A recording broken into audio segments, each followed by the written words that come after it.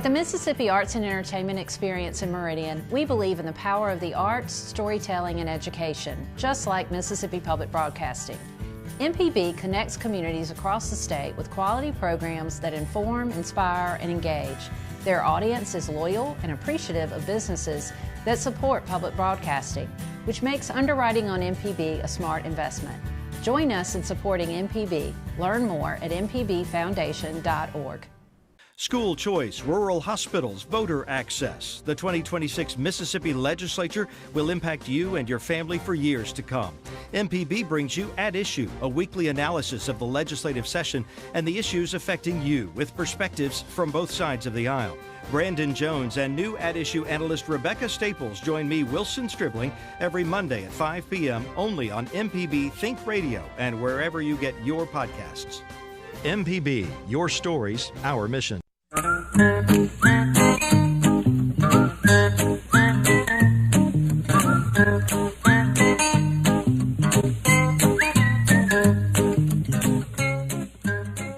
Okie folks, welcome back again. Horticulturalist Felder Rushing with Java Chapman. For all you binge gardeners out there, this is a live call-in program, and you can tell us and see us both here on Mississippi Public Broadcasting, or if you want to view it live on the live stream, go to mpbonline.org and fumble around with the radio until you find Gestalt, or go to Facebook, no, not Facebook, YouTube, and type in the search box Gestalt Gardener. You can see me and Java and all the other folks here and all the stuff we'll be talking about next little hour.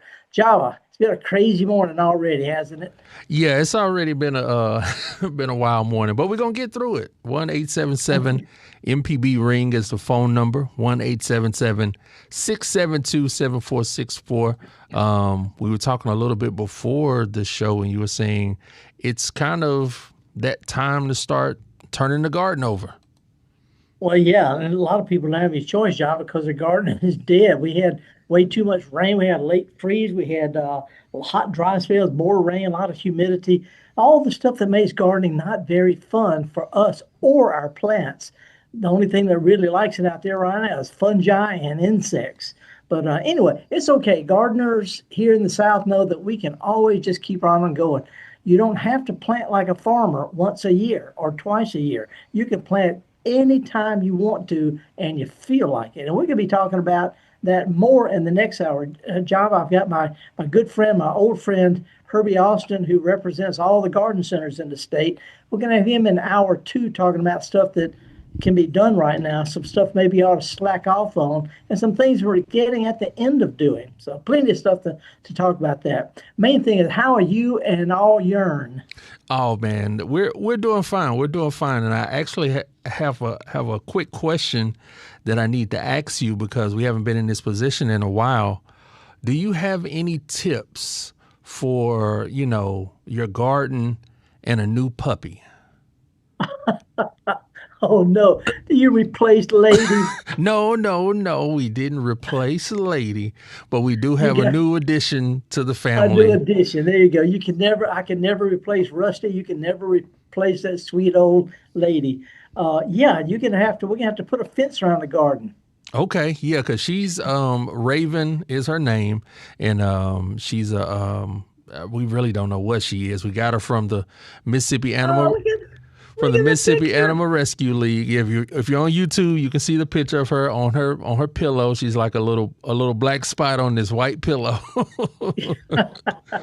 So no idea. But anyway, and by the way, you don't need extra pumping up or anything like that. But thank you for going to Animal Rescue League, because places like that and there's so many great dogs. Even 3-legged dogs make the best dogs. So, well, that's where Lady was from. So we're no strangers to the Rescue League. She calling her Raisin. Is she gonna be a big dog, Java? Yeah, and it's Raven, like the bird. Wait. But you said Raisin. Her name is Raisin, like a little shriveled up grape. Raven, as in because she's black colored. There she's you Raven go. Colored. Yes, there you go. Okay, here I'm doing my version of Raven. Nevermore. Anyway, there you go. Yeah, you're gonna have to swing by a garden center or one of the box stores and just get some of this low fencing. They got dog fence, they got rabbit fence that comes in 2 foot wide lengths. Stuff's real cheap. It comes in a roll, and you get you some little stakes and put them around there. And that 2 foot wide stuff is plenty. It doesn't even have to go all the way to the ground. By the way, it can go most of the way to the ground, and that's the only way you're going to be able to protect your plants and your pillows, by the way, from Raven. Yeah, she's already acclimated to the house, and like I said, we were going to do some stuff in the garden. So I know that's something another layer to having a new puppy. Yeah, well, it's you got I don't have a dog because I travel too much, and somebody says, well, you just need to foster. No, they don't understand. Guys are sort of like dogs. We don't want to be put down and left alone for 3 months, and then all of a sudden someone's come back and hugging us, and then they're gone again. So it's a real tough. Who picked Raven out? Oh, it was all Crystal. It was all Crystal. We talked about it the night before, and she went to the Animal Rescue League and on her own. Yeah, and her and Java Charles, and that's who they came home with. Good. All righty. Well, it's gonna be fun. We can have plenty of stuff to talk about. Hey, last week, Java, I got stumped on something, and I fumbled around, and I sort of knew the answer, but I wasn't exactly sure, and I admitted it. Somebody wanted to know about how to take care of the frangipani plant. I don't know if you remember that or not. Vaguely, because I think I probably didn't pronounce it correctly. Yeah, well, frangipani, and I'm thinking, I think that's a Hawaiian tea plant, or Thai plant. Yeah, the Hawaiian plant. Yeah. Yeah. That they make the wreaths and the leis and stuff like that. So as soon as I got out there, I immediately Googled it. And I'm thinking, head smack. It's what we call plumeria. And a lot of people grow in our listening hours grow plumeria. So it's a tropical plant, a freeze if you leave it outdoors. It makes a small tree. And a matter of fact, if we can get a live stream producer to put up picture number 1, this is a picture I took this past year in Jackson. This is the flower of frangipani. It's about the size of the bottom of a teacup. It's almost like a rose, intensely fragrant. But anyway, they want to know how to take care of it. And I was right. My educated guess is right. It's a plant that likes to be kept moist, but it'll rot really if you keep it wet. It likes sunshine, but in the late summer or the fall, they always go dormant. Even in the tropics, they drop their leaves for several months at a time. So in the late summer, a lot of people get freaked out because their plumeria is starting to drop all the leaves. That's normal. And what you do is you completely stop watering it. I mean, you take it pot and all and just shove it in the garage or shove it in the closet and just leave it alone. I put mine back behind a chair so it's just out of the way because it just looks like a stick in a pot. And then in the springtime, you bring it out, you start watering it, give it a little fertilizer, and it starts growing all over again. But the main thing at this time of year, a little bit of fertilizer at a time and occasional soaking. And when it starts dropping the leaves, that's just normal. So anyway, that's one of those kind of things where I knew I should have known, but I couldn't remember, and got to be a word for that. Don't know. Well, if you're ready to test your knowledge today, we got a couple phone calls ready. Okay, yeah. And by the way, the frangipani / plumeria thing, it brought up an interesting conversation in the pub, which we'll talk about later. Who we got on the phone? Well, let's go to our first caller for the day, and let's talk with Gene. Gene, where you calling from this morning? Hey, we're in Jackson. All right, Gene in Jackson. What's up, Gene? What's going on? Are you hot enough yet? Oh, what are you saying? Listen, I want to be quick with this. A gentleman called about 2 weekends ago, and he called about planting setting out a ball cypress. Right. And I just want to warn him, if you're planning on putting that ball cypress close to your home or house, you are making a very, very bad mistake. The best place is to put a ball cypress at least 100 feet away from your home.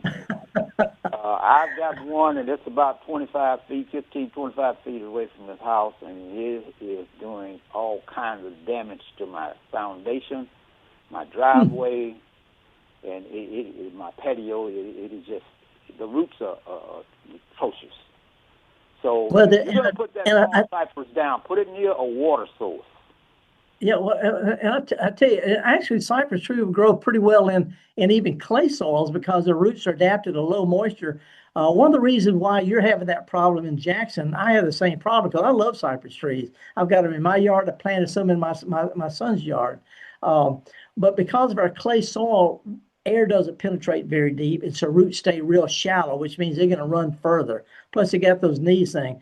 Um, Anyway, it is a good tree if you have a conventional foundation, one up off the ground with maybe a brick skirting or something. That's really rough on those. But a slab foundation is not quite as bad. But you can also go along the edge of your house, a couple of 3 feet out from the house and make a cut straight down with a shovel, 6 or 8 inches, a shovel deep in a straight line, and that'll cut all the roots between the tree and the house. Anyway, I hear you. It's a fast growing tree, but any kind of tree, oak tree or whatever, is going to have real shallow roots in our kind of clay soil in Jackson.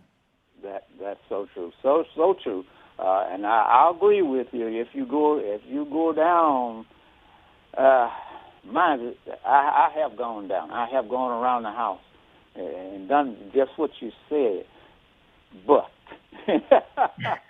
need I say more? Need I say more? They're like the more you cut, the more you dig. It grows faster than you can dig. I would recommend, do not put a ball cypress near your house. And what you're saying is just one more thing we can do without, huh? That is one you can do without. If you got a water source, if you got a pond of soil, it can get some water. But it's going to find water wherever moisture is, and this is what it's doing. Thank you all. Oh, yeah. Appreciate your call, Gene. That's a good warning. I personally, I like cypress trees. I just, oak trees, you're all going to have that kind of root problem. But one of the reasons why, Java, that I really like cypress trees in an urban area is, they have really good fall color, real fine needle, almost ferny-like leaves, and they drop their leaves in the winter, but they don't make a lot of leaf litter, nothing to rake up. And also, they have a lot of twigs, so they still provide a little bit of a screen. So anyway, that's a good call, Gene. Who else we got, Java? Yeah, let's stay in the capital city, stay in Jackson. Let's talk with Jim. Morning, Jim. How are you? Morning, Felder. Jim Rosenblatt here with a question about pecan trees. I've got my eye on a couple of pecan trees that were loaded with pecans last year. But my experience is that pecan trees tend to bear every other year. Why is that? Well, it's called biennial bearing, and actually it's on almost a 4-year cycle. Oaks are the same way. They produce a whole lot of nuts one year, which is more than the squirrels can eat. So that it's one way that they alternate years like this, so that if you have the same crop every year, the squirrels will eat all the acorns or all the pecans. But every 3 or 4 or 5 years, they have a really heavy crop called a mast crop, M-A-S-T. And that sort of puts out more nuts from pecans than the squirrels can eat. So it ensures that some of them survive and come up in the wild.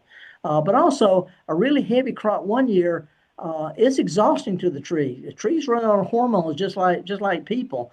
And they just say so the hormones aren't as heavy the year after a heavy crop. You can almost always expect a really good crop every 4 years, practically nothing the next year, and just so the next couple of years. This is what there's reason commercial pecan growers grow different varieties, so they always have something coming in some year or another. I made my first money picking up pecans on halves for my grandmother. On halves, she was generous. I made a nickel a pound, Jim, picking up pecans in the Delta, a nickel a pound. And by the way, I found out that the average around 60 pecans per pound. So I don't know what that figures out to, but that's what I made, nickel a pound. Raising a pecan grove. And I bet you took them to the pecan house to be weighed, didn't you? Yeah, of course, we're talking about over 60 years. I'm talking about a long time. I was 60 some, almost a long time ago. A nickel a pound. That's when you could buy pecans already hulled for 15 cents. But yeah, that's how we made our little. And by the way, my grandfather, and Java, you'll get a kick out of this. My grandfather showed me one of those little subtle things. He told me to step on a pecan. And if it cracked, it's because it was molded and faulty. But if it mashed in the dirt, it was worth bending down to pick it up. You know, Felder, what really got me was when I'd go to pick up pecans, the squirrels up in the trees would throw the pecans at me, but when I went back with my .22, they were not to be found. Yeah, well, my great grandmother, I used her single shot 410. That would, you shoot up the squirrel at the top of the tree, and you could see the shot fall back down. But anyway, we actually ate squirrels when I was a kid, because that's what you did back then. Anyway, good times, eh? The beauty of a .22 is you didn't have to dig out the shot when you ate that squirrel. Yeah, but we were in town. A .22 goes a little bit further than the yard, so couldn't do that. Couldn't get away with that in town. Thanks, Felder. You bet, Jim. Thanks for the good days. And I hope I answered your question about biennial bearing. That sounds like a good time back in the day, but a lot of hard work. A nickel a pound, Felder? That's a wee. Well, this is that Java. This is when you could get. I'm old school, man. I'm a boom. This is when you can get in the movie for 25 cents. Okay. Well, yeah, that's right. A nickel would have gone a long way, especially for a kid. You could go to the store and have a ball. Two Tootsie Rolls for a penny. Anyway, we'll take a break. I've got some other stuff I want to yak about. We've got some callers. It's toll-free 1-877 MPB ring. Me and Java and all the other folks, we've got Abram and John C. and Marissa back there. Give us a call, and if you can, switch over to YouTube and check us out, because I'm going to show some pictures of some tomatoes in just a little while. Horticulturalist Felder Rushing, Java Chapman, Mississippi Public Broadcasting. We're going to be back really, really short right after this.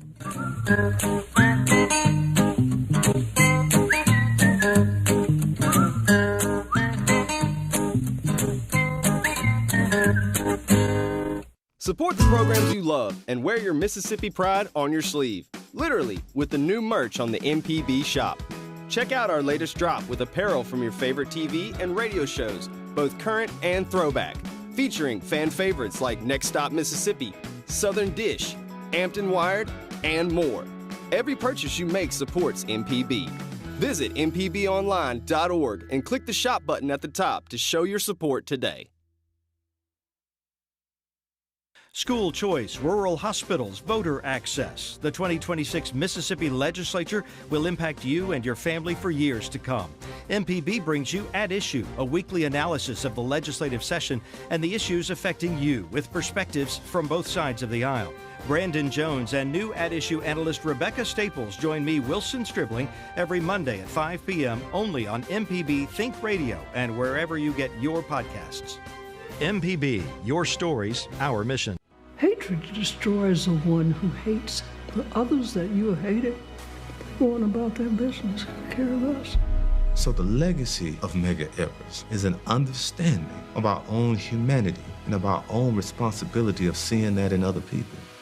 He is written out of history. He's just not included as Malcolm and Martin. To me, it's the 3 M's, and Medgar is right up there at the lead. Everlasting, Life and Legacy of Medgar Evers. Watch now on MPB Passport. Visit mpbonline.org for more.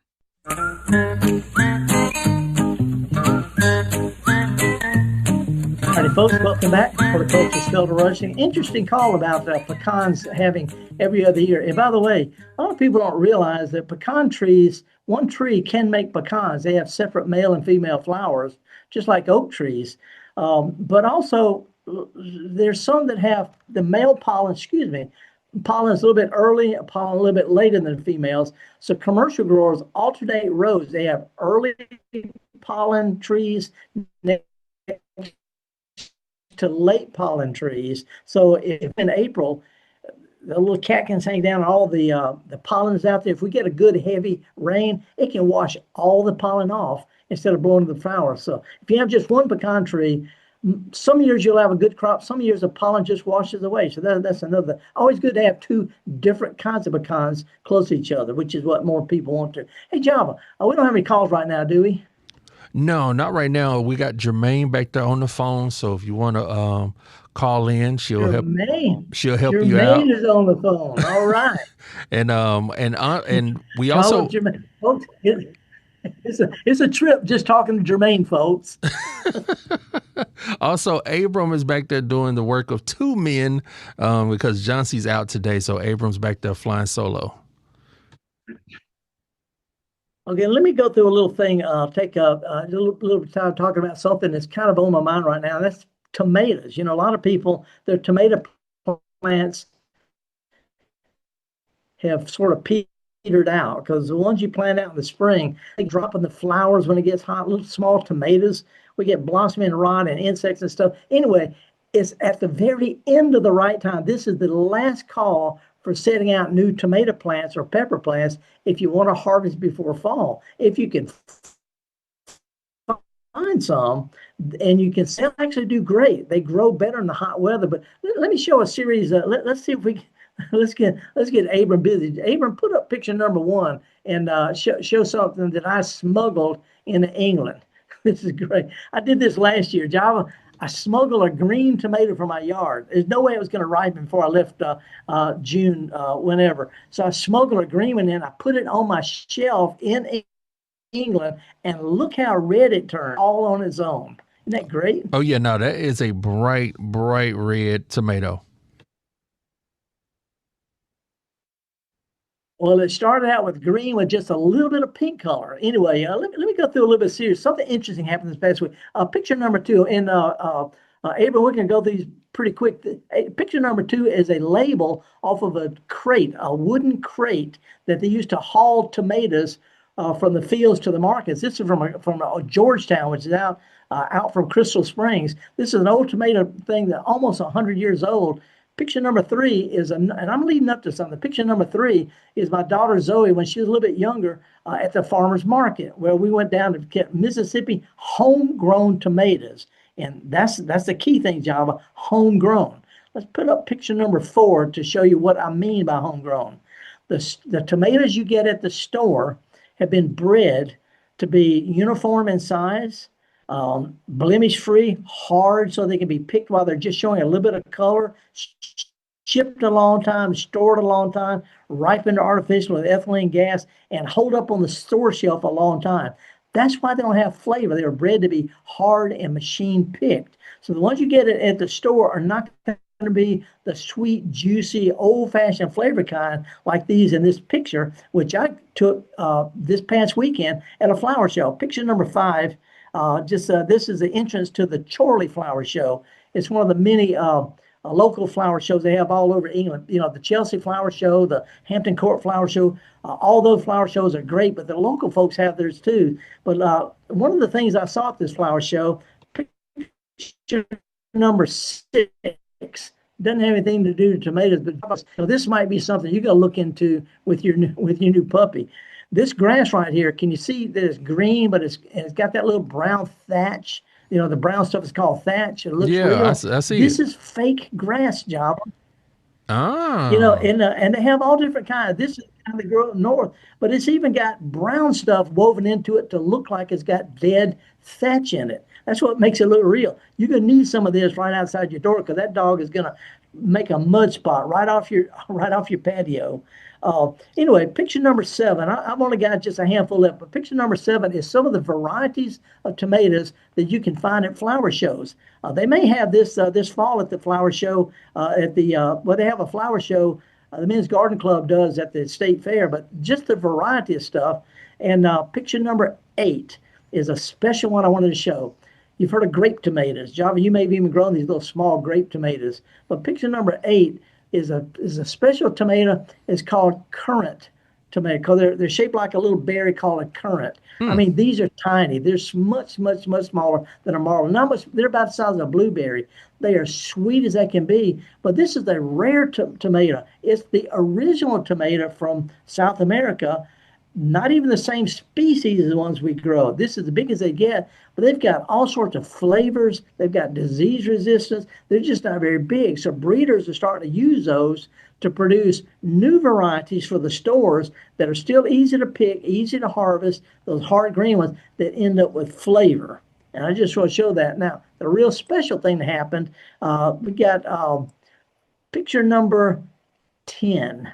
These are some of the heirloom, old-fashioned type of tomatoes that when they're sliced, look at the variety of those things. Look at them.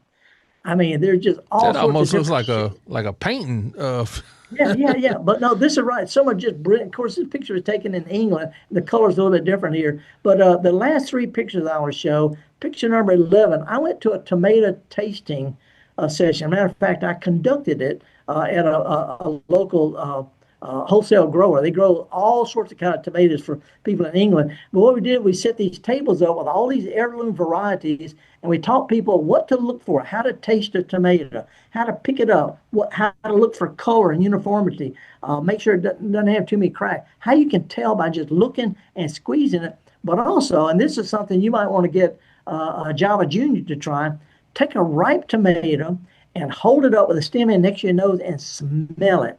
It should smell like old-fashioned tomatoes. Homegrown tomatoes have a distinct smell, especially up near that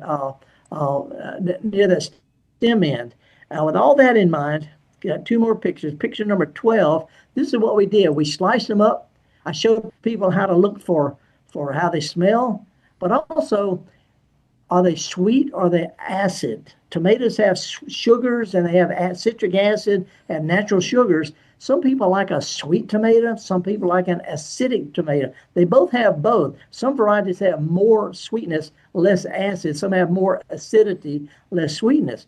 But also there's this thing that the smell I was talking about. When you smell a tomato, old-fashioned tomato, what gives it that flavor? There's actually a smell. When you bite into it, it releases these volatile oils. They got like 400 oils, but there's only a couple of dozen. But they give a distinct smell that you smell in the back of your mouth. That's what makes tomatoes taste either sweet or sour, or whether they have that old-fashioned tomato taste. Old-fashioned. It's called umami. You know, not sweet, sour, salt, or bitter. That overall savoriness of a real good homegrown tomato. It's got savory. In the last picture, and we'll get off of this, I just want to show the some of the picture number, what is that? Picture number 13.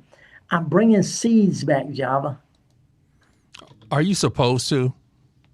Yeah. If it's commercially packaged, and I've got they're in the original package, and it's a local grower, by the way. The original package, I got the sales slip and all like that. But I'm bringing some that you really can't get anywhere else. You can't get these just any place.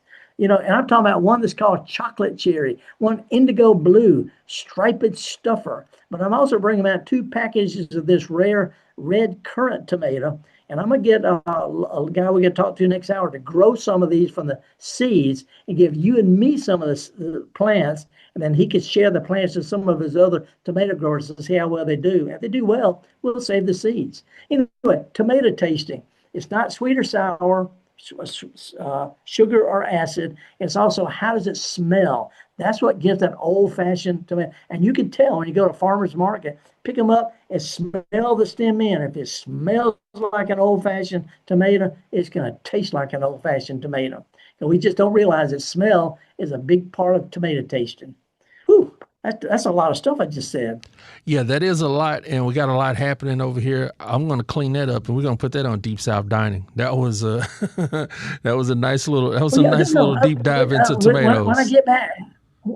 When I get back, arrange for me to get on there with Carol and Malcolm, and then I'll bring some. And we'll do a sniff. Now that they're on live stream too, we can do sniffing, and people can watch us sniff.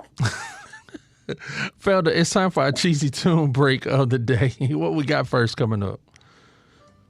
Oh, well, it's one I tried to get last week, and I couldn't find it. Finally, I found a version I like from the 1930s. It's called Bye Bye Blues. Bye Bye Blues. Folks, if you haven't heard this in a long time, just go online and look for Bye Bye Blues and click on it. It will give you an earworm that will make you happy the rest of the day. I'm horticulturalist Felder Rushing. Me and Java and all the other folks here at MPB, we're glad you joined us. So we can do a little cheesy tune and come back with your phone calls live right after this.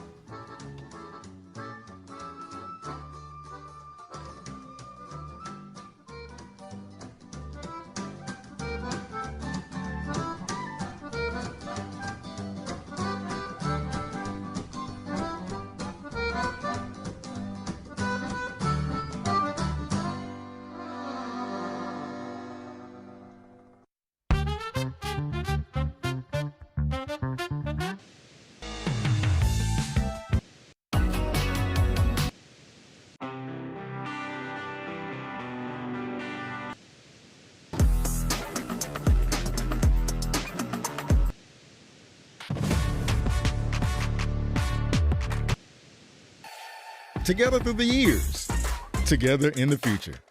MPB, your stories, our mission. Hi, ladies and gentlemen. My name is Bobby Rush. As a blues man, I love Mississippi Public Broadcasting. If you support Mississippi music and their local programming, donate now, right now, and become a member today, not tomorrow. Thank you, thank you, thank you. Doesn't matter how big or small, but we prefer big. Thank you very much.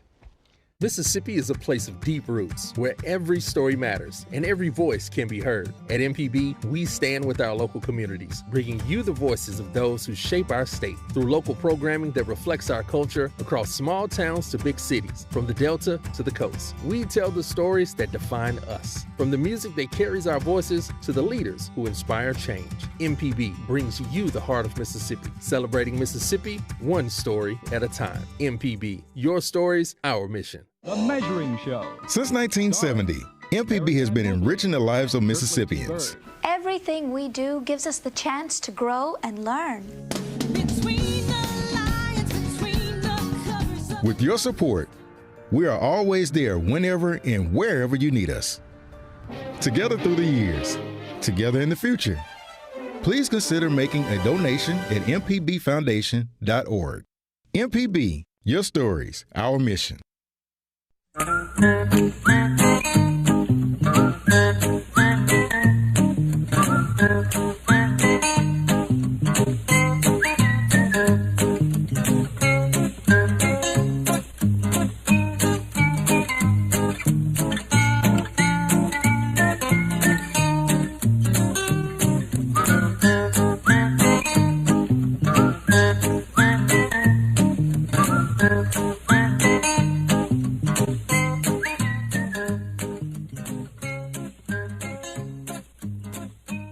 Okay, folks, welcome back. Horticulturalist Felder Rushing. And before we go any further, talking about tomatoes and how they smell and all, let's go down to Long Beach, see what Joan's up to. Good morning, Joan. Thank you for calling. Oh, sure. Yeah. Hi, Felder. Listen, I got a scuppernong vine. I planted that thing probably 4 or 5 years ago, and it's never had any flowers on it. I've never, never put any fertilizer on it because I kind of figured they grow in the wild. So I kind of just left it alone, but it grows crazy. It's got a lot of beautiful foliage, but no flowers, no berries. Yeah. And you bought it as a scuppernong, right? Yes, the yellow variety. Yeah. Here's the deal. And first of all, I was raised in a muscadine vineyard. My family had the oldest winery in the state since Prohibition. I've been growing muscadine since the 1970s. Scuppernong, let me back up. Any kind of plant you put in your garden is going to need some help because out in the woods, they get bird droppings, dead squirrels, they get fallen leaves, they get all sorts of natural nutrients in the woods that you're not going to find in your yard. So every now and then you need to give plants a little bit, not a lot, a little bit of fertilizer, whether natural or synthetic. You need to add it to a system where it's not naturally there. So that'll take care of that. Now here's the bad news. Scuppernong is a specific variety. There are a lot of bronze varieties, the yellow kind. There's a lot of dark kinds of muscadines. Just like there's a lot of different kind of Ford cars, for pickup trucks or whatever. Scuppernong is the oldest cultivated variety. It's named after a Scuppernong River in North Carolina. It is a female plant. Wild muscadines come in separate male and female plants. And if you get a lot of these varieties are sold, they're really good fresh eating, but unless you have a nearby male, it can't make berries. Now we have some modern varieties, I say modern, past half a century, that are self-fertile. Carlos is an example. Carlos is a same color as Scuppernong, self-pollinating, and it'll pollinate your Scuppernong vine next to it. So if you got a real Scuppernong vine, it's just a female vine, and it'll never have berries. So think about going to a garden center that sells muscadines, and maybe online, and order one called Carlos. Carlos is a real productive bronze muscadine. It tastes good, good for juice, and it'll also pollinate your Scuppernong. So let's give that a try. Okay. Well, the question is, why no flowers? Is that tied to just they're not getting enough nutrients? Could be, but I mean, are you sure it doesn't have any flowers at all? They're tiny little ball-looking things. They don't look like flowers. Yeah, no, not a one. Nothing.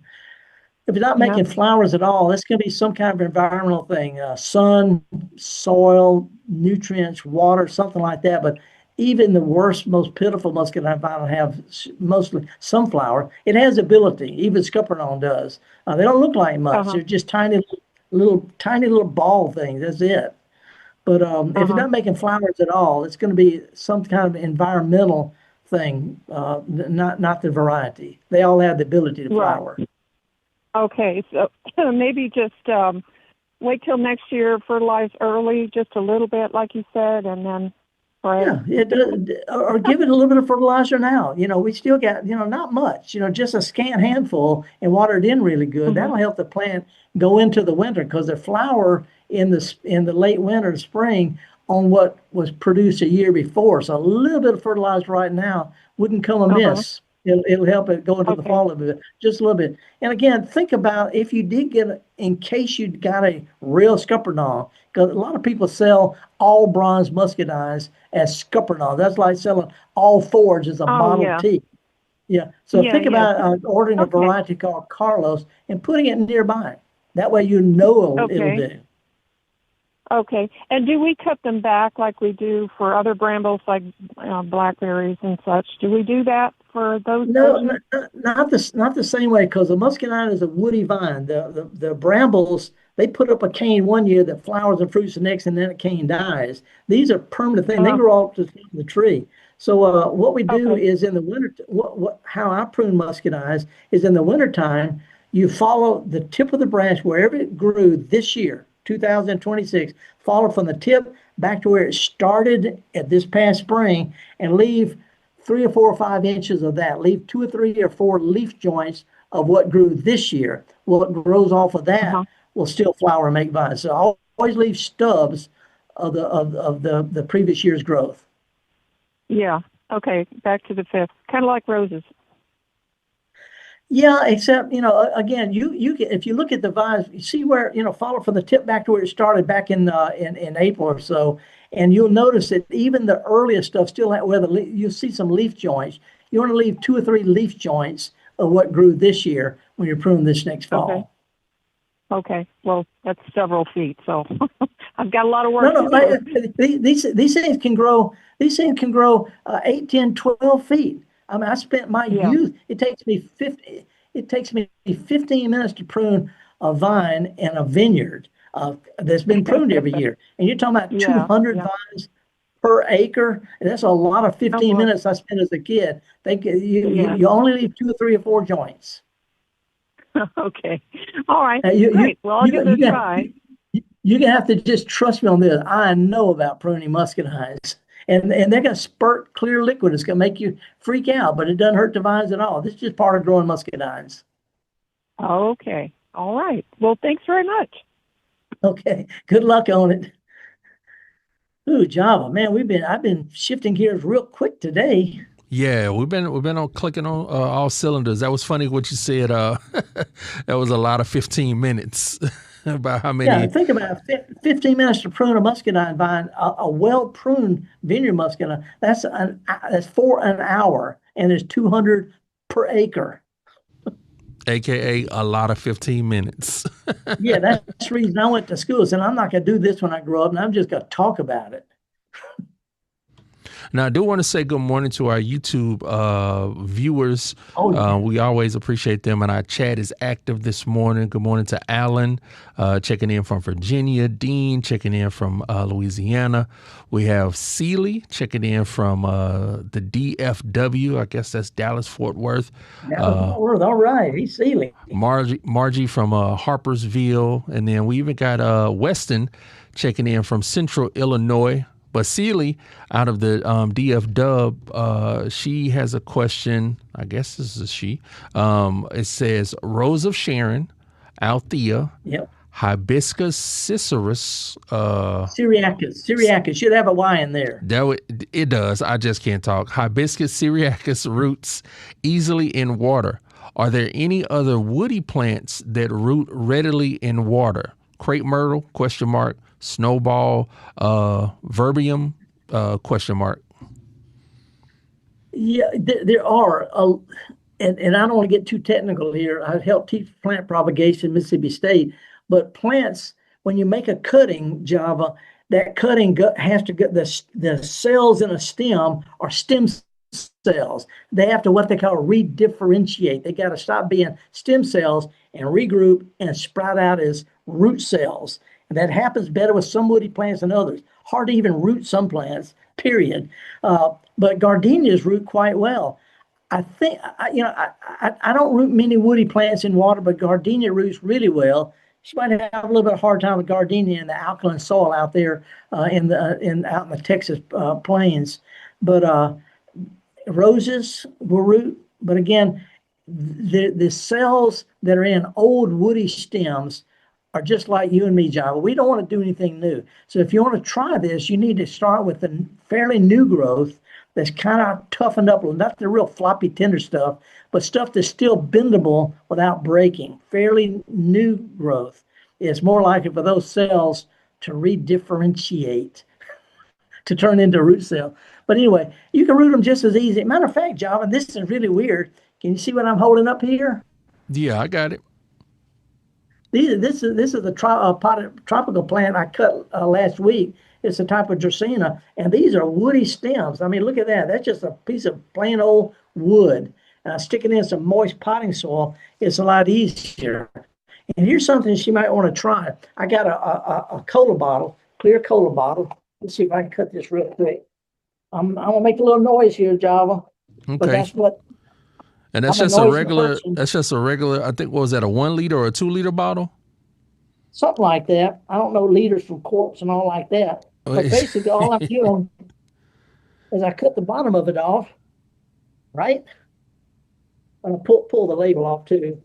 Yeah, but you cut the bottom off and leave the cut the bottom and I leave the top. Yeah. By the way, in England, you can't throw the plastic cap away. They've got them where you can't throw them away, so there's not extra stuff floating around. Isn't that crazy? Oh man, that sounds like something we should adopt. Yeah, but what it is, I cut the bottom of it off. I take the cap off because I don't want it to steam up. But you can put this over the plants, and it makes like a miniature greenhouse. It lets the extra heat out the top, but it keeps it nice and humid, which helps the plants root a little bit better. So on woody plants, I would definitely get some of this rooting powder, rooting hormones. You can get them in any garden center. Dip the cuttings in that before you start them, and they're more likely to root. But anyway, not all woody stuff's going to root. Althea, Rosa Sharon, which is hibiscus, crepe myrtles, the new growth, roses, gardenias, they root pretty good, but not everything will. Okay. Long answer. Well, hopefully that helped you out, Seeley. And before we hop back over to the phones, also want to say good morning to Rita, checking in from Olive Branch. And who is this? Stewart, checking in from Ellisville, and Breeze commented about the cheesy tune Bye Bye Blues and picked out Les Paul on guitar. That's exactly right. That was Mary Pickford and Les Paul. Very good. Very good. Now let's go back to the phones and talk with Janice in Collierville. Morning, Janice. How are you today? I'm good. A couple of years ago, we bought a button bush from Dixon or the Botanic Gardens in Memphis, and now I don't know if it's growing right, but it only has like 2 branches on it. A few of the little button flowers that look like little Sputniks, and so if we want it to kind of bush out more, what should we do? Okay, and this was the native button bush? Yeah, it's a bush that it's a little thing. It has little round balls. Yeah. It's sticking out. Right. It's called button bush and they do look like little Sputniks, but not. Java doesn't even know what Sputnik is. He's too young for that kind of stuff. But it's a native plant that grows best along. You find it naturally growing along the edge of rivers and creeks and kind of shady, moist areas. It'll do fine in your yard, but you're going to need to water it a little bit more often than you would some other plants. If it's a new plant, you can prune it. It blooms on new growth, so you can prune it in the winter. And when the new growth first comes out, if you'll snip the tips off of it, it will branch out, and you'll have more flowers later in the summer. You can actually snip on it right now if you want to.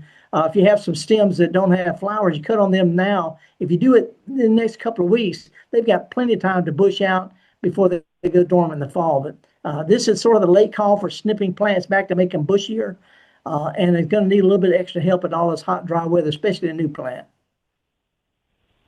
Well, it's in kind of our drainage area, so it gets a lot of, when it rains, it's right there in the water. Yeah, so but the operant term, the operant phrase was when it rains. These plants naturally grow along creeks that always have water in them, so it's a good spot for them. But I would still, if you can't, get you like a gallon milk jug and put a tiny little hole, tiniest little hole you can do in the bottom, and fill it with water and set it down beside the plant and let it be a slow drip irrigation. Do that every couple of weeks or so, because it's going to need a little extra help. When it rains, doesn't cut it with plants that like constant moisture. Okay, thanks a lot. Okay, and when it starts blooming, it is one of the best pollinator magnets you'll ever have. You're going to really love it. Okay, thanks. All right, appreciate your call, Buttonbush. Hey, man, I do know what Sputnik is, man. I forget. That's right. You are an APAC student, right? I felt kind of offended a little bit. I was like, I know about Sputnik. Okay, the only reason I said that because that was when I was a kid. I was going to ask, because that was like the first satellite, and Russia sent it up, and it kind of started the space race. As a child, what was that like, man? Well, we didn't know. See that we're talking about when I thought Twilight Zone stuff was real. That's before we had cell phones. Beam me up type stuff. And by the way, here's a more contemporary. Instead of saying the flowers look like Sputnik, say they look like COVID things. They got a little round with all the things sticking out of them. Looks more like a COVID thing. Oh, okay. Yeah. I did feel away. I'm not going to lie, Felder. I was like, I know about Sputnik. Okay. I take it back. It only because you're just a young thing. Well, let's stay on the phones and let's talk with Jay in Louisiana. Morning, Jay. What part of Louisiana are you from? Farmerville, north central Louisiana. About 30 minutes south of Arkansas. I was in Monroe last night at a reception, and our mutual friend Dean Emeritus Jim was there, and Gestalt Gardener was part of the conversation, as you can imagine. Are you a lawyer or something? I'm on the Louisiana Supreme Court, actually. Okay. Yeah, because Dean, he doesn't ever talk about it, but not only is he a retired colonel, but he's Dean Emeritus of the Mississippi College School of Law. Anyway, so what y'all talk about? I got a comment about bananas and a question about pawpaws, if you have time. Real quick comment about bananas. I know we've been talking about that for a few weeks, so listen to it. If you eat a banana in England and I eat a banana in Farmerville, Louisiana, we're essentially eating the same banana because they are genetically identical. Yeah, so they are. As a matter of fact, it's a real problem with banana production, because if it gets a disease, it'll wipe them all out.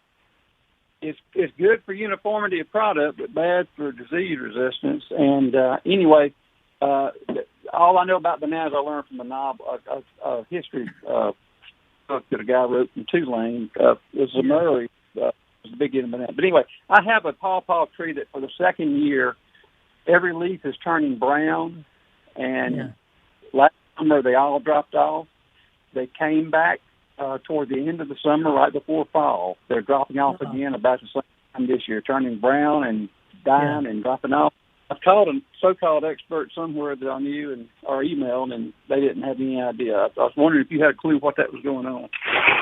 A couple of things. One is, pawpaws naturally They make big trees. They grow in the full sun, but they grow best in part shade because they get those big leaves that kind of hang down. And if it gets really, really hot and dry, those big leaves can suck themselves dry faster than the roots can replace it. So anytime you have moisture stress, heavy soils, impeded roots, extreme drought, or even a trunk damage. If it got hit with a string trimmer or a lawnmower a long time ago, anything that affects the roots or the trunk is going to affect the leaves when they need it the most, and that's hot and dry. Since they turn brown and shed, that's a good thing. If they turn brown and stick, that's when a tree is dead. But turning brown, wilting, turning brown, and falling off just means the tree's under some kind of real hard root or trunk stress. All right. Well, thank you very much. That makes sense to me. I appreciate it. Enjoy listening as always. Are they starting to do it already?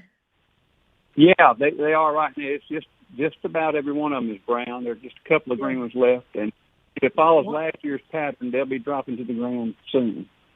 Well, 2 years in a row is not quite enough to set up a pattern, but you can sort of think there's a pattern. What I would do is next late June or early July, about the middle of July, if it hadn't had any rain, give it a slow soaking because it's too late to do much now, except if the leaves go in and shed, that's a good thing. If they stick, that's not good. But if they're going to put on new leaves later, a little bit of water right now might help that. But I was raised with pawpaw trees, and they're fussy.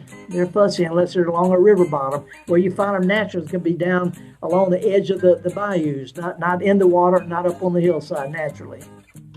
Well, Judge Jay, we appreciate you for tuning in. That was quite a surprise. He serves on the Louisiana Supreme Court.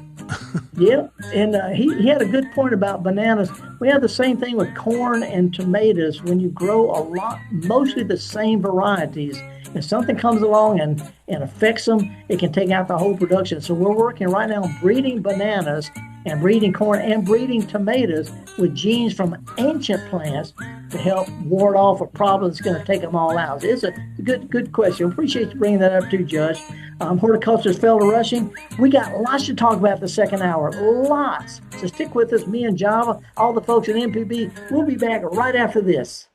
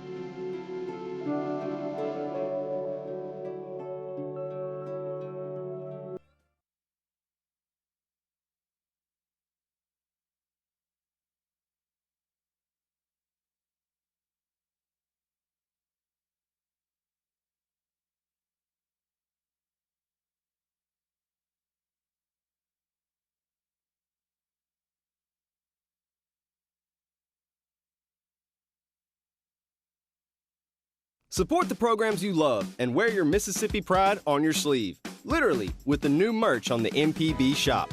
Check out our latest drop with apparel from your favorite TV and radio shows, both current and throwback, featuring fan favorites like Next Stop Mississippi, Southern Dish, Hampton Wired, and more.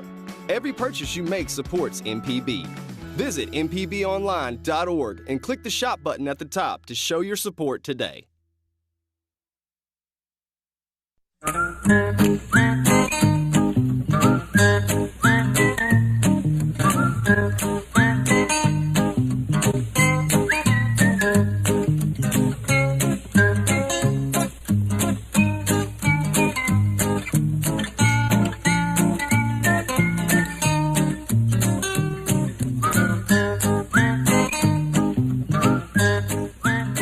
Okie dokie, folks. Welcome back to Gestalt Gardener, a production of Mississippi Public Broadcasting. We're glad you joined us. First hour was rocking and rolling, Java Band. We got a bunch of weird calls, including sort of a, dare I say, a promotion from the Louisiana State Supreme Court because one of their judges called up and asked about his pawpaw tree.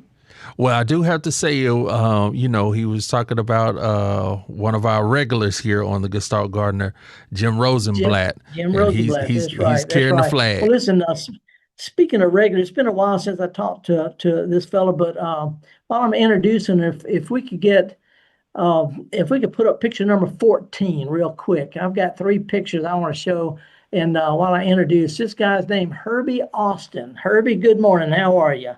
Good morning, Felder. I'm doing fine. I got a picture, sort of half your face and half my face, at your place of business. You work at Hutto's Lawn and Garden Center. What's the whole name of it? I just call it Hutto's all these years. Yes, Hutto's Home and Garden Center. Hutto's Home and Garden Center. It's on Ellis Avenue in Jackson. Possibly the oldest continuous garden center in Jackson. I've been working with y'all since the 1980s, 81. That's a long time. And I met you close to then. Over 40 years, you and I have been talking about gardening. And yes, you're sir, the general manager of Hutto's. And I just want to call and ask you a couple of questions. First of all, how busy are y'all this hot, dry August weekend? We're not busy at all right now. So if you need anything, come see us real quick. We'll take care of you. But no, in the springtime, I was raised in the garden center nursery industry, and been working for decades. But when you're the busiest in the spring, when everybody's just rolling and going and all like that, it's when people want to take you to one side and ask you unending question about gardening. This is the time to come talk to a Herbie. Whether you're on the coast or wherever you are in the state, there's a Herbie in a garden center who'd love you to come in and talk right now. You just come in and visit. It's one of the things, Herbie, I've enjoyed. I've worked with Hutto's. As a matter of fact, let's put up picture number. See, you can't see this, but I'm going to put up picture number 15. And Herbie, I'm going to have to just describe it to you. This is the picture of me broadcasting my radio program with headphones and a microphone, short hair. I could see my belt buckle. This is in 1985. Broadcasting from your garden center. That's how long I've been doing this stuff. And somewhere along the line, you and I lost our waists. I know our waist kind of disappeared, didn't it? Yeah. Well, what I want to talk with you about, Herbie, because, I like to represent the garden center industry as best I can, but I know that sometimes a lot of it, we're not at odds. Our idea is to help people have better gardens, get them more out of it, enjoy it more rewards, all like that. But your job not only is to help them, but also to provide products. My job sometimes is just say, you don't need all that stuff. But right now, they need some stuff from the garden center because the gardens are looking rough right now. What are people coming in and asking you? What are they saying that they need right now? What are gardeners telling you they need? Yeah, the biggest thing right now, we get a lot of insect control for the gardens that they're still producing out of right now. The next thing that everybody needs to be really concentrating on is getting that bed ready for the fall now, because it's time to do all your weeding and your trimming, getting everything cleaned up out of there, and also adding your new soil in there. if you need You know, something. Herbie, so many people don't realize that you really shouldn't give a garden a rest. When something is done, you don't just leave it alone, because there's worms, there's microbes, there's things that need to be constantly being fed. So, as soon as the garden is done, even if you don't plant anything, put some kind of cover crop, some clover or some ryegrass, or always grow something in your garden, help keep weeds down too. But I know in the fall, you've sold a lot of crimson clover over the years for people to put in their gardens. Is there anything people can plant right now that'll be a good cover crop for their garden? Well, you really were right in a hold up pattern now. We don't need to plant it until like the end of August, 1st of September, and that's when we need to start in with our clover and our veggies on there. Yeah, it's a little early. Matter of fact, I checked around a little bit. There's not a lot of garden centers that have cool season vegetables like broccoli and cabbage and kale. It's a little bit early for that, in Mississippi. Start planting ours next week, getting ready for the end of August and the 1st of September. So okay, you're starting from seed, or you're getting transplants in? We're getting transplants, and we are starting some from seed too. Yeah, so garden centers are getting geared up for fall planting in the next 3 or 4 weeks or so. I know we're at the tail end. You may be the only garden center left that's got any tomato or pepper plants. Most other garden centers are just throwing all that stuff away now, but you can still plant those things if you can find them. Yes. Just talked to a customer, just went out the door with some more tomatoes. He said, I got to try one more crop. He said, I had tomatoes at Christmas last year. He said, red tomatoes at Christmas. So okay, Java, are you listening to this? Yeah, but I hope Crystal's not. Herbie, if a lady named Crystal, she's got you'll recognize her. She got great glasses. She comes in saying, Java says that you got some peppers and tomatoes for me. Can you help her? Can you hook her up? We can hook her up with no problem. We'll take care of her. This is another time of year. A lot of people don't realize this is also, believe it or not, the time of year to put out winterizer for your grass. If you want to fertilize your grass, this is actually the better time, the month of August. It may be a little bit early for what people are coming in asking for, but if you notice anybody coming in wanting to fertilize their grass in August. Oh yeah, we sure do. We get people in all the time. I mean, like you say, it's a great time to go ahead and get that out and get the roots going on it again. Help the grass get ready for winter. You don't wait till winter to get the grass growing with fertilizer. Well, what about, you and I both remember when you could not buy organic insecticides or organic fertilizer. Probably about half of your stuff is organic now. Well, I wouldn't say half, pretty close to that. But the customer base has really switched over to wanting organic supplies now, and of course we've tried to supply them and have them here for them and all on there. Oh, yes, we do. I mean, if I want cottonseed meal for my gardens or feeds my plants and my earthworms, y'all package your own. You put it in consumers. You don't have to get a 50-pound bag of cottonseed meal anymore.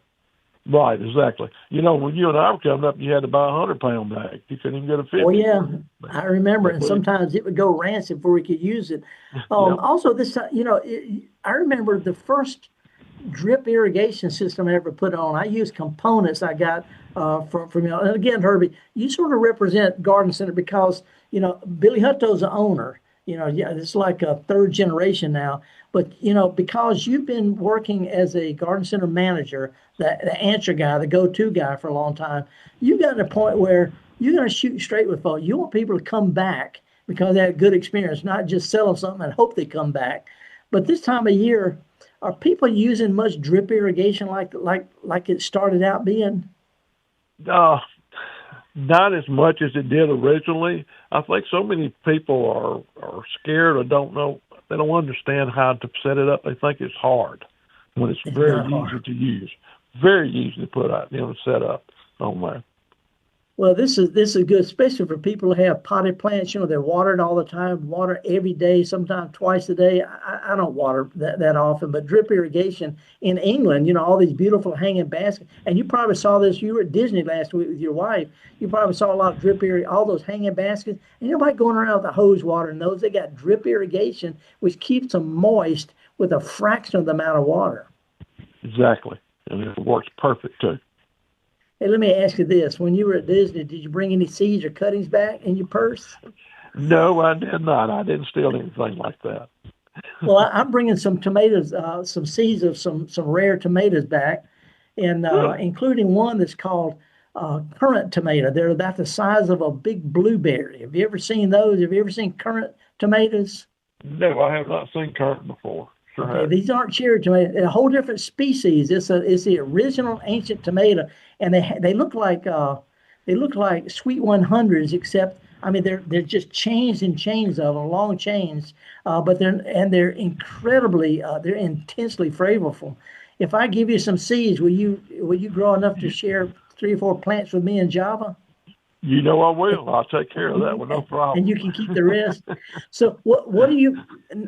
It's not going to be much good for me to try to tell people go to your garden center right now because it's too hot. A lot of people aren't going to do it, but they're going to start trickling in. What should they expect, or what are you expecting people to want to do that you're really pushing over the next 2 or 3 or 4 weeks, the rest of August?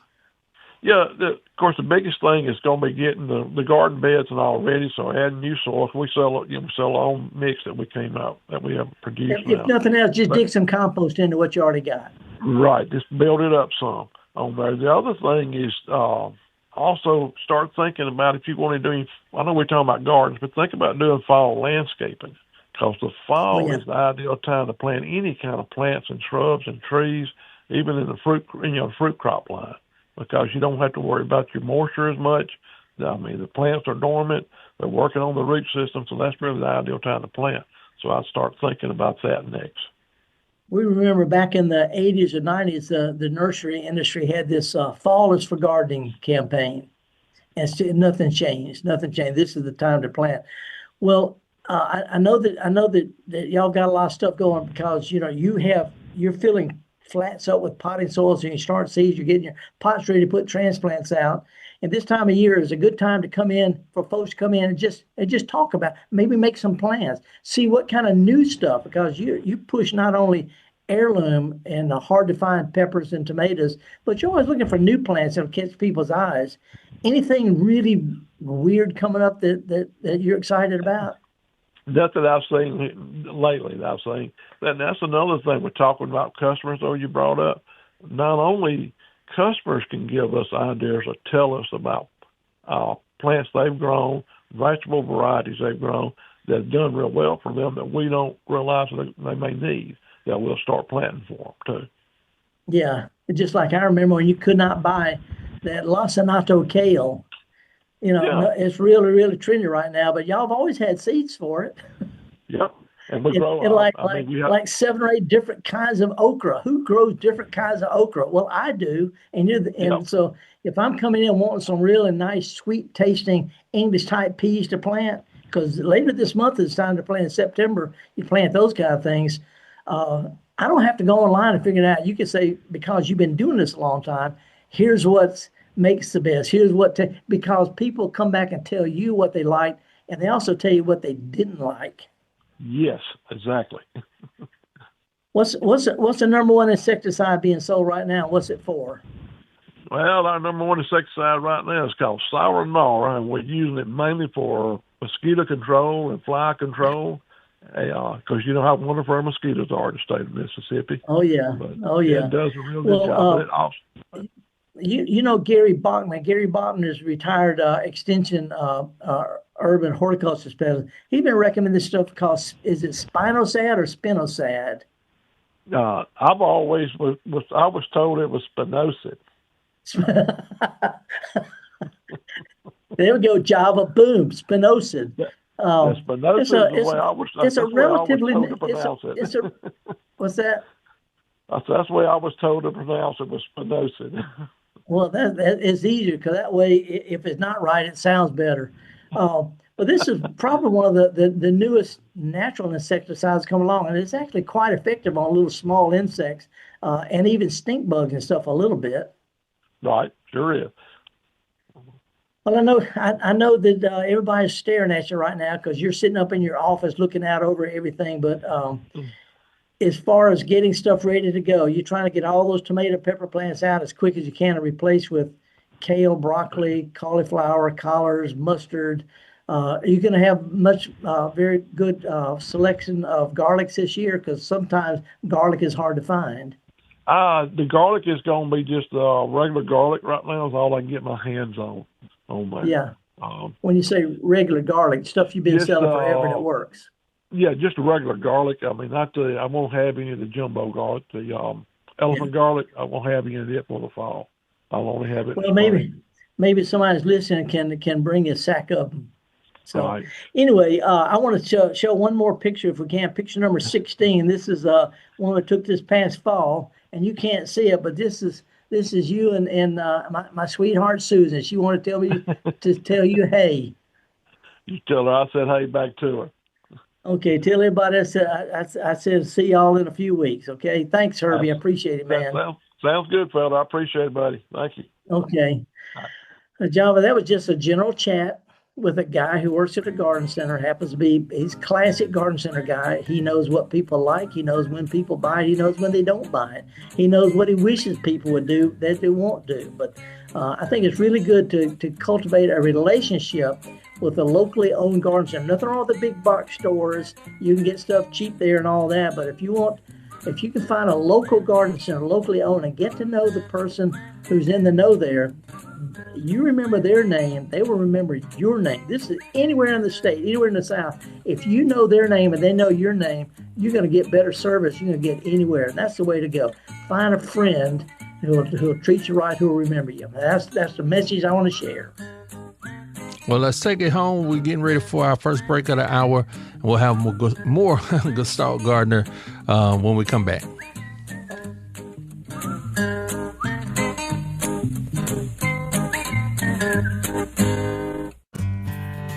At the Mississippi Arts and Entertainment Experience in Meridian, we believe in the power of the arts, storytelling, and education, just like Mississippi Public Broadcasting. MPB connects communities across the state with quality programs that inform, inspire, and engage. Their audience is loyal and appreciative of businesses that support public broadcasting, which makes underwriting on MPB a smart investment. Join us in supporting MPB. Learn more at mpbfoundation.org. Hatred destroys the one who hates. The others that you hated, go on about their business. Care of us. So the legacy of Medgar Evers is an understanding of our own humanity and of our own responsibility of seeing that in other people. He is written out of history. He's just not included as Malcolm and Martin. To me, it's the 3 M's, and Medgar is right up there at the lead. Everlasting, Life and Legacy of Medgar Evers. Watch now on MPB Passport. Visit mpbonline.org for more. School choice, rural hospitals, voter access. The 2026 Mississippi Legislature will impact you and your family for years to come. MPB brings you At Issue, a weekly analysis of the legislative session and the issues affecting you with perspectives from both sides of the aisle. Brandon Jones and new At Issue analyst Rebecca Staples join me, Wilson Stribling, every Monday at 5 p.m. only on MPB Think Radio and wherever you get your podcasts. MPB, your stories, our mission.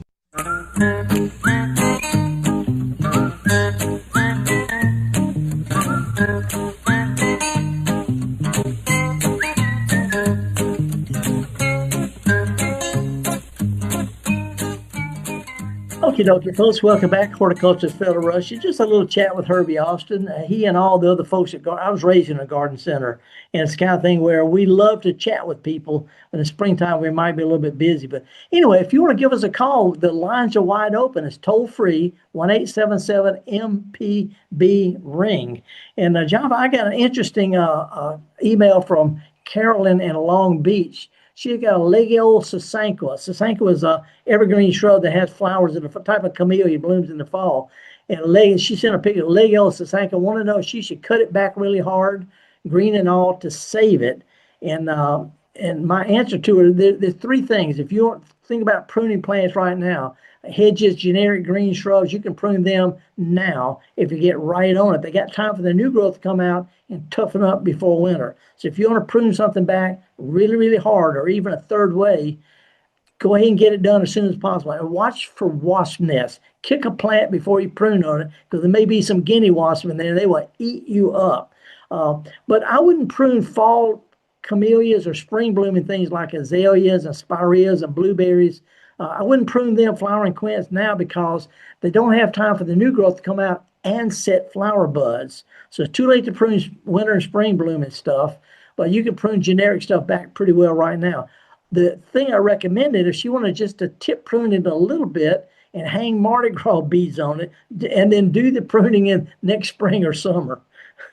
Hanging Mardi Gras beads will do a whole lot to make an old, not feeling so good, old leggy old sasanko just feel pretty. It's okay to do that. Anyway, that was just one of the type of emails I get every week.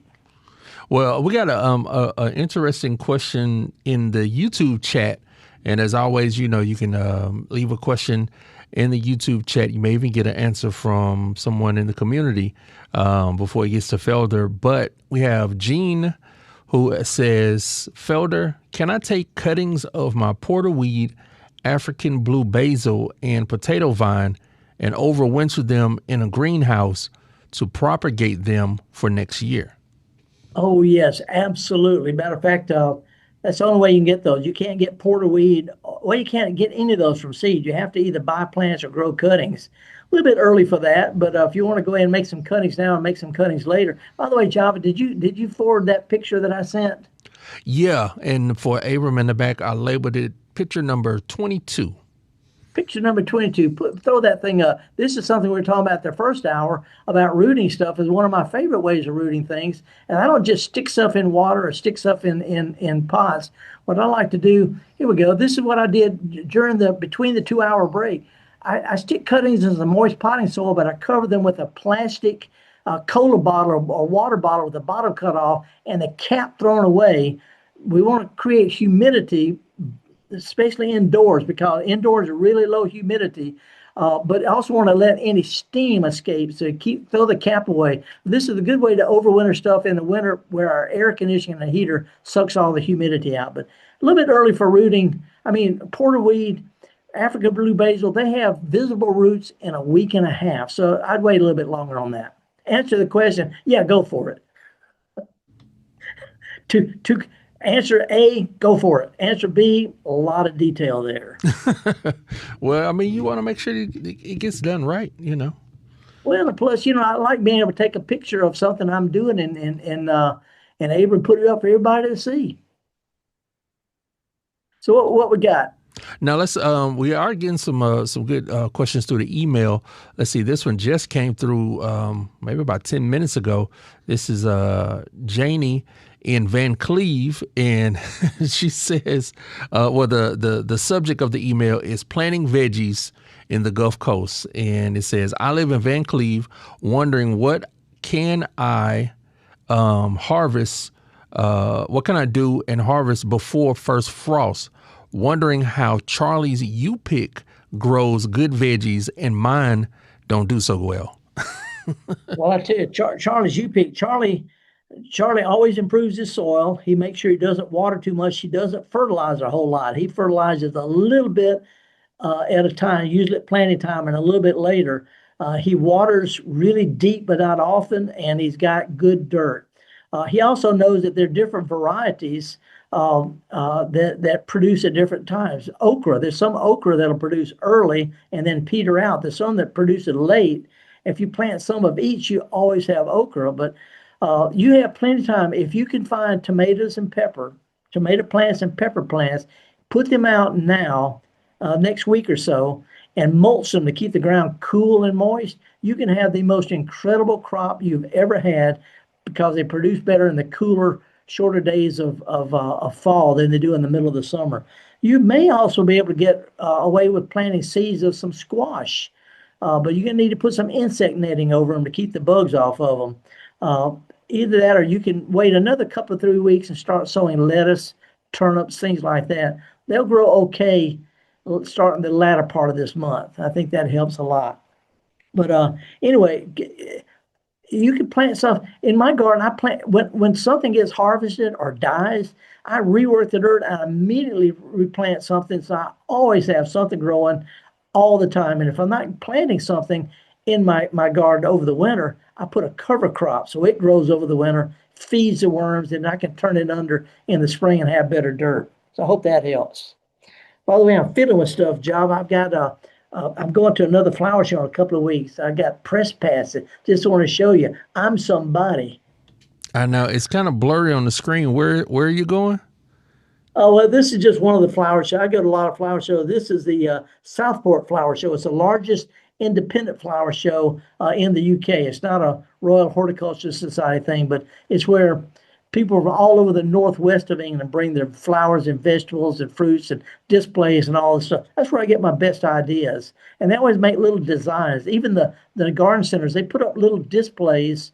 They'll have a booth that looks like a garden. It'll have a little wagon or a car or a wheel or part of a shed or something in it. They make the nicest little gardens to show what plants look like when you grow them together instead of just long rows of empty pots. And how many, because you say it all the time, how many native Mississippi plants do you expect to see out there? A lot. I mean, England can grow stuff that we can't grow, even though the same zone. They can grow stuff that we can't grow because it cools down at night. A lot of plants can take our heat, they can take our winter, but they can't take our hot summer humid nights.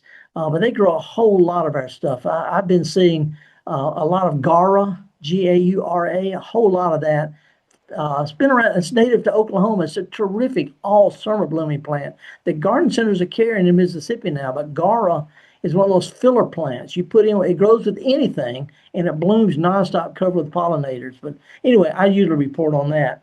By the way, have we got just a second for me to? No, I tell you what. Can we do the cheesy tune first? Or we got somebody online, or what? Well, we got choices today at this junction. We have phone calls. We could do cheesy tune. We have emails. Calls. That's what we're here for. Well, cheesy tune. We're here for phone calls. Well, let's talk to Jane, who wants to talk about her. Is this a blackberry bush, Jane? Hey there. Hello. What's up, Jane? Can I cut my thornless blackberry bush down to the bottom of the soil now?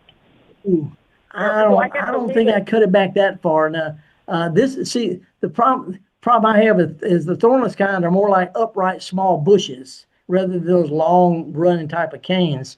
They'll produce in the next year on what grows the rest of this year. So if you cut them back too far, they may not have time for the new growth to come out and set buds before fall.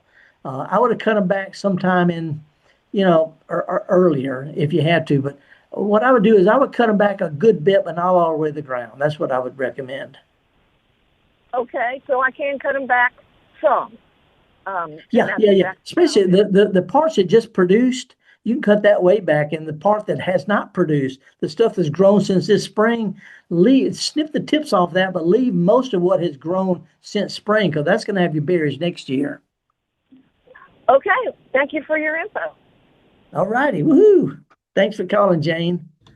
Now let's stay on the phones and talk with Bob in Gulfport. Bob, what's going on the coast, man? You getting any cool breezes off the Gulf? Only in the air conditioning. That's the only time. Gulfport is on the same latitude as Cairo, Egypt, so, the only thing we don't have is all the dust. People don't realize that. They say, well, this all grow in our zone. Albuquerque, New Mexico is the same zone as Jackson, Seattle, Washington, England, but we can't grow cherries like they can in those places, or cactus. But anyway, what you got going? What's up in your garden? Well, several years ago, I called you about my living tailgate. You remember I had Felder's Forest on it, and I sent you pictures of it. And it was I had to put it up and fix the transmission, and during that time, the snails got in there and ate the tailgate. Oh no! They ate everything off the tailgate. But and it's growing back. But the question I had for you today, 40 years ago, I received a gift from a friend of mine that was at LSU, and you might have heard his name, George Slogel. And he gave me a book that was written by Neil G. Odenwald and James R. Turner. Now, I remember the authors, but the book disappeared when the storm came through and wiped us out. And I have yet to find it. I've looked on every website I can think of, still can't find it. Was that a book that was more horizontal and vertical, wider than it was tall? That's correct. Yeah, it was Yeah. a long book and not tall. Yeah, I still have a copy of that. That was put out by Neil Odenwald. Was he passed away just several years ago, not long ago. Terrific friend of mine. He was the professor of landscape architecture at LSU. His book on it was on plant materials. It had trees, shrubs, it had everything by alphabet. Here's how they grow. Here's the different varieties. Here are the problems. It was a fantastic reference book, but it's been out of print for a number of years now. It's long out of print. You might be able to find. As much, yeah. You might want to try Amazon. Even Amazon may not have it because it's an old book. It's my number one reference book, and I still have a copy, but I haven't seen it probably in 10, 15 years. And on top of that, I had it. It was autographed, so I was. That's probably my biggest loss in the garden is that book. Yeah. I tell you a book that has sort of taken its place. There's a lot of good books on. I wrote one called Tough Plants for Southern Gardens. It's got all the class. Matter of fact, I used Neil's book for some of the reference information. But Southern Living has a book called the Southern Living Garden Book, and it has got all the stuff that Neil's book had, plus pictures, and it's got neat categories. But that's my go-to book now. It's called the Southern Living Garden Book. It's really, really good. It's expensive, but it's. Go ahead. Do you already have that? I did buy that book about 10 or 15 years ago, and I've been using that in replacement to Mr. Odenwald's book. But I'm still looking for that. It was such a pivotal time in my life, and I absorbed just about everything I could out of that. But I know you knew about it. Good fast reference. You look up, let's say spirea, and spirea, right, which is a spring blooming shrub. He would have a page each on the different varieties and cultivars and how they grow and any kind of problem. And it was spot on. By the way, he was from Mississippi. He's from up in the Delta. My mother and he went to school together. Wow. Well, I'll keep looking because one day I'll have that, and of course I'm not going to outlive it, but you can bet I want it. Well, I'll tell you what, if you think about it, shoot me an email, and because I got a few contacts of old folks, there may be some folks who have it in their library that they don't use anymore. I still use my copy because it's a good fast reference. Anyway, Dr. Neil Odenwald, great guy. Yeah, I would use it every day if I had it, just for information purposes. Yep. Yeah. Only drawback is it had line drawings instead of pictures. That's right. It didn't have any pictures, but I have a pretty good imagination and a good yard. So. All righty, man. Well, I appreciate you calling. Email anytime, man. Appreciate you, Bob, in Gulfport. And now let's go from the bottom of the state to the top of the state. This is Rebecca in South Haven. Morning, Rebecca. How you doing? Good morning, Felder. Good to talk to you. Doing great. I want to talk to you about reincarnation. Okay. I don't know if it's reincarnation or what I think it really is ugly children. But morning glories. Oh, yeah. Beautiful blue morning glories or red morning glories. And the hummingbirds love them. Yep. And then next thing you know, you got binweed all in your flower there, just everywhere. The next year, I'm like, is that it coming back? Well, you say it's coming back from seed everywhere? Yeah. And yes. It is a vigorous reseeding vine. It is a favorite of mine. So is moonflower, which looks like, but it blooms in the evening. And cardinal flower, there's some really, really good flowering vines that are great for pollinators, fast growing, no real problems, but they get real weedy. That's the only thing I can recommend is in the springtime, if you'll get a little handheld hoe and sharpen it, even if you have to take it someplace and have it sharpened, it's just like shaving. You don't have to chop weeds, just scrape it, just like shaving. You can slice these plants off when they're young, level with the ground, and it doesn't turn up any more seeds. But once in the spring, I go around with a really sharp hoe, really sharp, and I just scrape. I shave the top of the ground, and that gets rid of all the little seedlings before they get a chance to get started. You can also put mulch out there, and mulch will bury the last. If you put fresh mulch down in the wintertime, that'll cover up a lot of the seeds that fell during the fall. Uh-huh. Okay, the other one is, I think it's a Buford holly, whatever the single point holly is. Yeah, Burford. You dig that thing up, and next thing you know, you've got 7-point hollies all over the place. I didn't want the single point. I wanted 7 points everywhere. This is really strange because Burford is it is a sport. It was found as a mutation by a guy named Burford, by the way, off of the Chinese. It's a type of Chinese holly, and it's got the same genetics and all. But it sounds like when you cut it back, that may be reverting to one of its original parents, because it was a mutation that was discovered that just had a single point. They grew all the cuttings off of that. But they're both Chinese hollies, Ilex cornuta, I think. Anyway, they're practically the same plant, but one has more spines than the other. Huh. Well, the one more question for you. Starting tomatoes for the fall. I've just picked some suckers, and I've got them in water. Is it too late to put them, or should I go ahead and try it? Have they started growing the roots yet? No, I just picked them today. Okay, you're near South Haven, right? Right.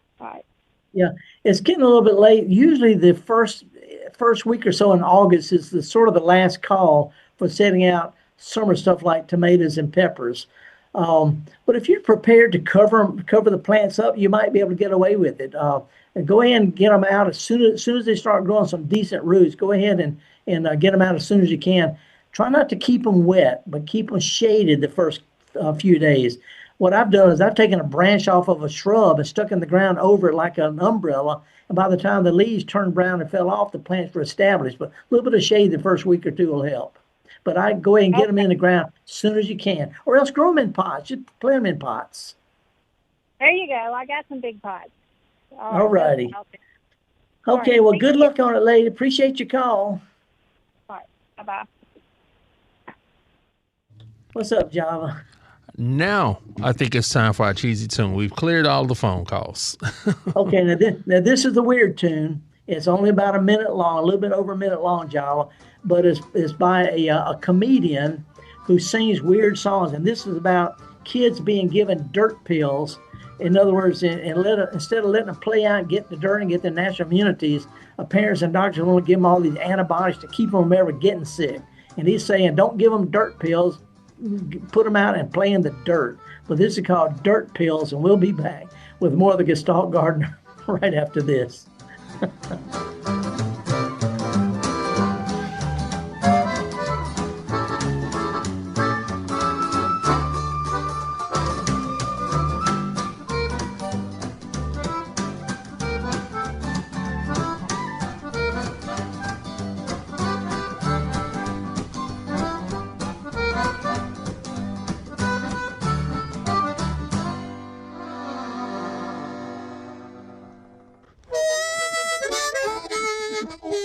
Hi, ladies and gentlemen. My name is Bobby Rush.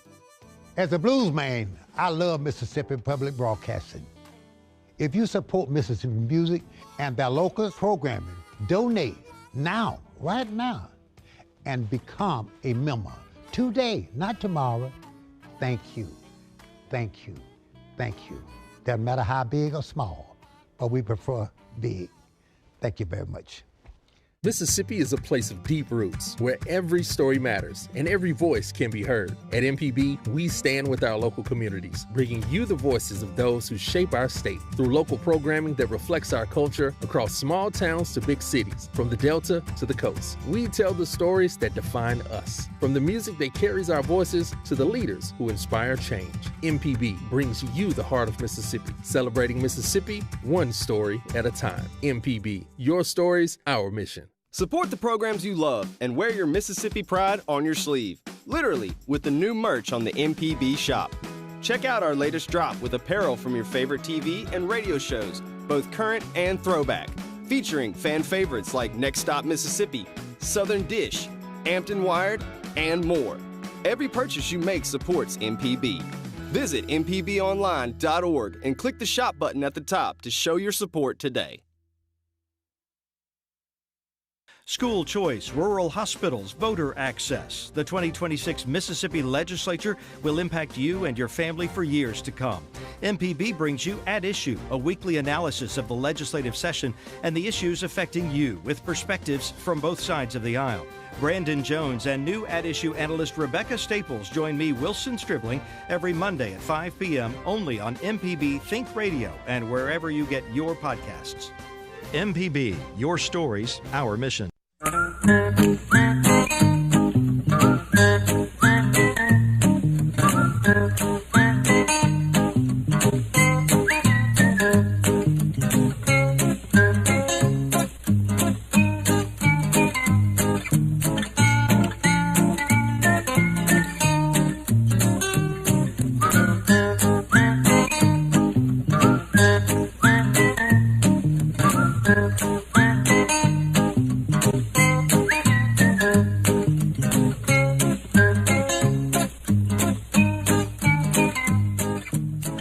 Alrighty, folks, welcome back. Horticulturalist Felder Rushing. I'm not a know-it-all, folks. There's a lot of stuff I wish I didn't know. There's some stupid stuff I know that nobody cares about.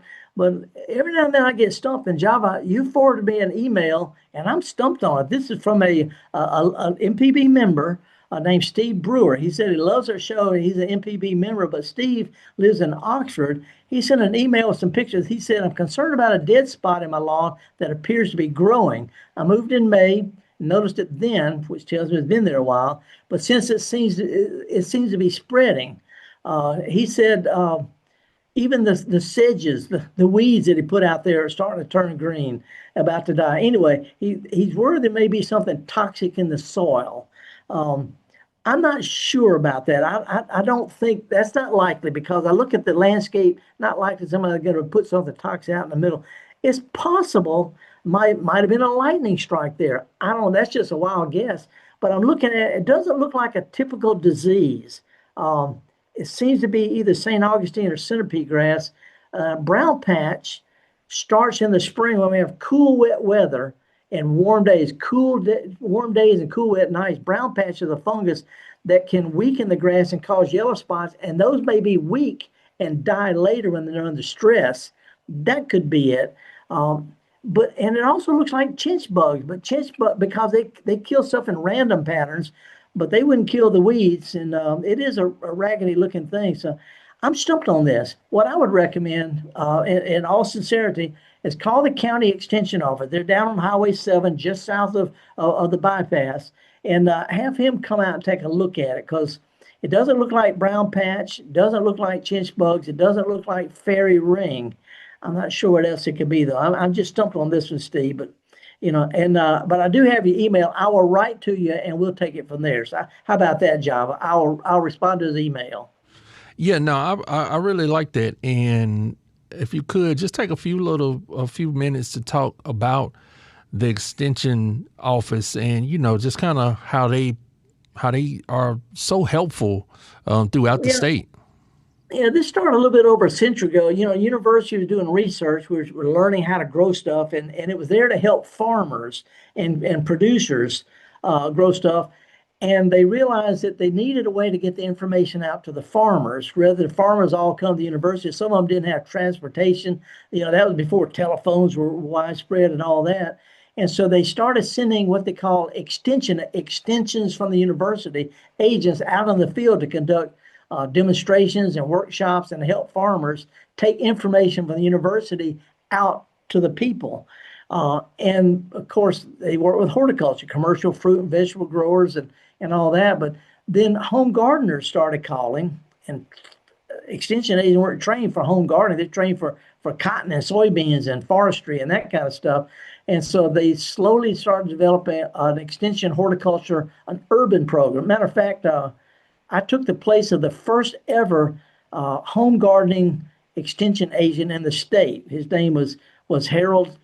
I've known Harold Harold to me. Anyway, now we have county agents in every county, and their job is to help people find out how to do better or what's the problem. And they connected to specialists in different areas on campus. So if you have a problem with something, county agent may not be able to come out and help you with landscaping, may not be able to help you with everyday stuff, but they can put you in touch with good information.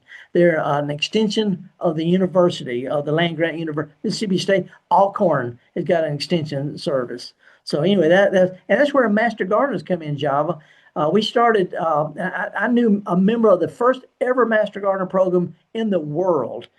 His name is Ed Hume, is out in Seattle, Washington. A good old friend of mine, where we take volunteers who come to our office or online, and we give them like 40 hours of training in lawns and vegetables and trees and shrubs and insect diseases.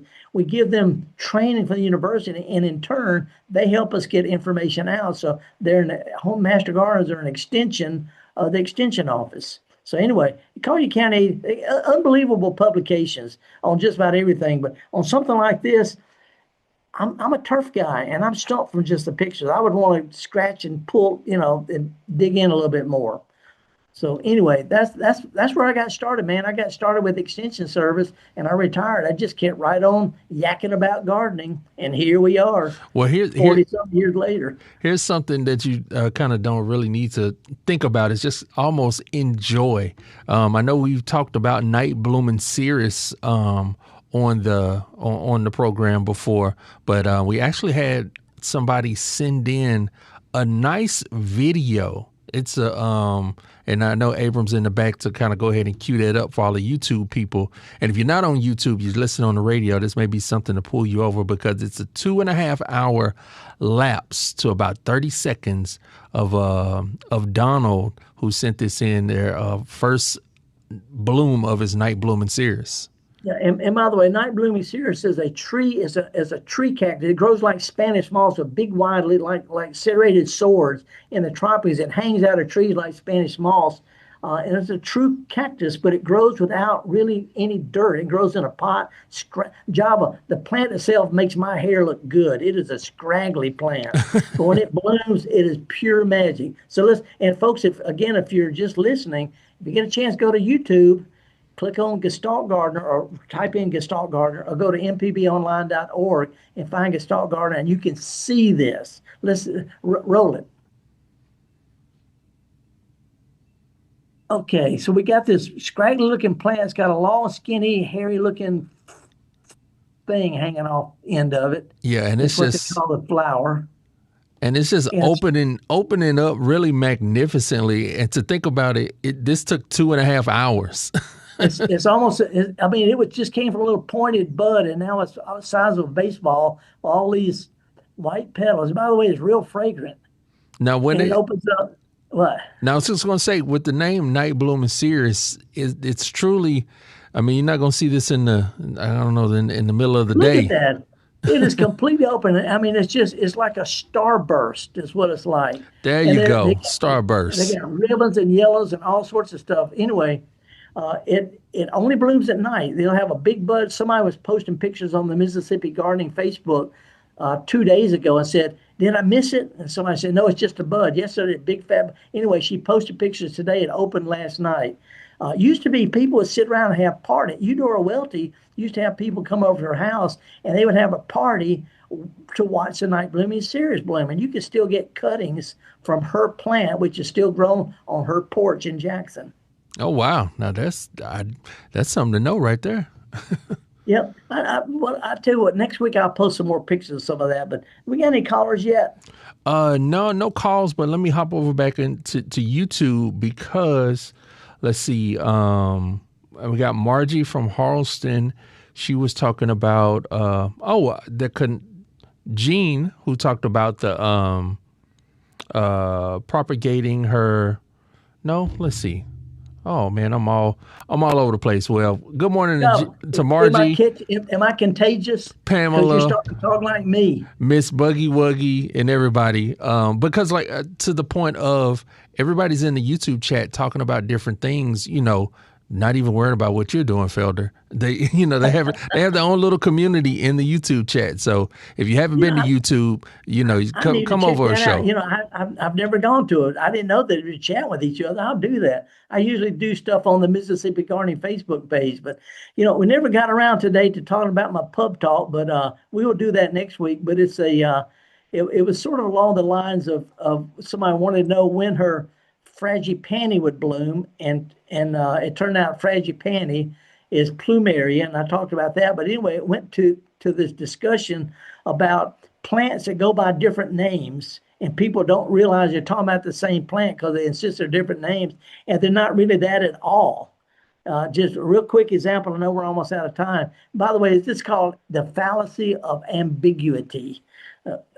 That's something that I know. Say what? Calling two different things by the same name. Like there's a plant called English dogwood, and some people don't know what it is because they call it mock orange. Mock orange and English dogwood are the same plant, and it's not a dogwood or an orange. So anyway, we started getting into that kind of stuff because frangipani is also called plumeria. But it's the fallacy of ambiguity. Call it two different things by the same name. Now this, because that kind of, I guess, goes along with maybe the folk name. People just started calling it that. Yeah. It sort of looks like a dogwood. It sort of smells like an orange. But anyway, it's sort of like. And there's another thing. This is really weird. The equivocation fallacy. It's when a tree has bark, a dog barks, so a dog must be a tree. But this applies to gardening. People say jonquils are daffodils and daffodils are narcissus, so all narcissus are jonquils, and that's not true. And a caller earlier talked about the plant zones. The plant zone 8, that's for Jackson, Mississippi, is not the same one as in Seattle, zone 8, Albuquerque, zone 8, or England, zone 8. Anyway, we could talk about this kind of stuff. The fallacy of ambiguity and the equivocation fallacy next week. Meanwhile, we're going to go out and try to get folks to go to the garden center and talk to Herbie or your local Herbie. Take a kid to a farmer's market. Get an heirloom tomato and smell it. Smell the tomato. And if it smells good, it'll taste good. If it doesn't smell good, it ain't going to taste good. I'm horticulturalist Felder Rushing. Me and Java, we got work to do with Crystal in her garden, but we're going to take a break. I'll be back next week talking about gardening. If you get a chance again, take a kid to a farmer's market and show them what real tomatoes smell like, because they grow them. They don't grow those store-bought things from California. They grow stuff from like Winston County. So, Java, you have a good week. Stay cool, stay hydrated, and I'm headed to the pub for more pub talk about gardening. See y'all next week.